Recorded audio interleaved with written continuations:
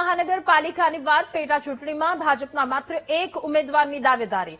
મહાનગરપાલિકાના ward number 3ની પેટા ચૂંટણીને લઈને ભાજપની તૈયારીઓ તેજ છે। ભાજપે ઉમેદવારની પસંદગી કરવા માટે સેન્સ પ્રક્રિયા યોજી। ભાજપ માટે એકમાત્ર અકરમ કુરેશીએ દાવેદારી નોંધાવી છે। પૂર્વ કોર્પોરેટર અબ્બાસ કુરેશીના નાના ભાઈ છે અકરમ કુરેશી। ગુજસી ચોકના ગુના હેઠળ જેલમાં બંધ છે પૂર્વ કોર્પોરેટર અબ્બાસ કુરેશી। 3 જનરલ વોર્ડમાં ગેરહાજર રહેતા અબ્બાસ કુરેશીનું સભ્યપદ રદ થયું હતું।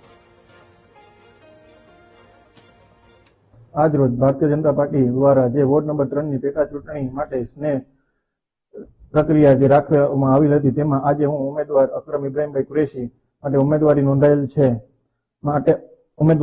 છે। જૂનાગઢ મહાનગર તથા પ્રદેશ ભાજપ નેતૃત્વમાં મારી વિનંતી છે કે મને પાર્ટી તરફથી ટિકિટ આપે અને હું પાર્ટી સાથે અને જૂનાગઢ મહાનગર સાથે રહી અને પાર્ટીના કામ કરીશ।